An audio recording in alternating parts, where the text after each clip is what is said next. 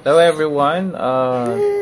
Today may bago na naman tayong pag-uusapan pagdating sa criminology, ano.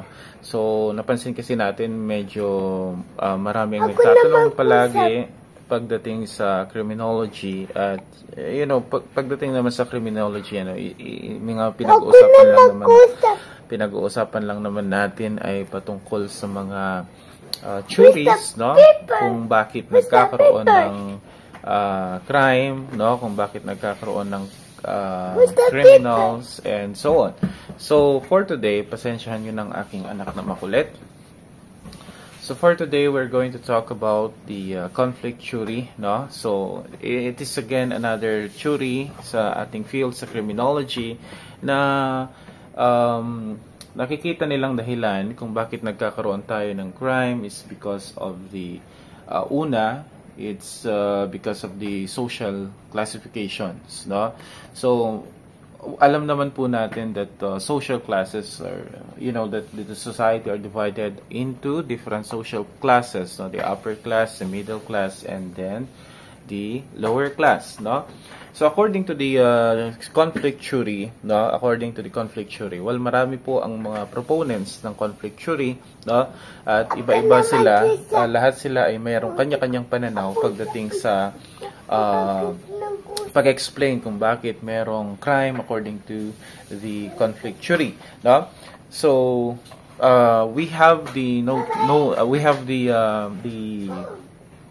argument that crime exists because of the conflict that's happening between the different social classes, no? So basically, ang pinupunto niya is nagkakaroon ng pag-aaway-away ang ating mga social classes, no? The middle class, no? The upper class and then the lower class, nagkakaroon sila ng conflict, no? Well, not much, no, of a conflict, no. Talagang dalawa lang naman ang magkalaban dito, no, the upper and then the lower class, no. So accordingly, ang pananaw kasi ng ating conflict theory is that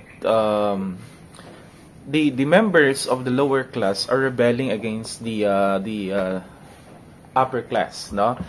Ito yung mga mapapansin nyo minsan, yung mga sinasabi nila that ang mga batas ay ginawa para sa mga mayayaman, no, at hindi para sa mahihirap.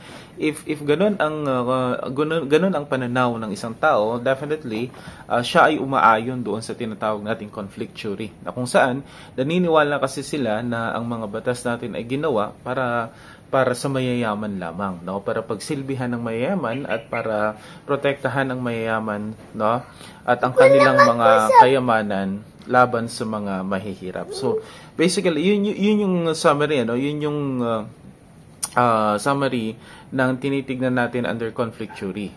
Okay, that laws are made for the rich people and it's not for the benefit of the poor, no?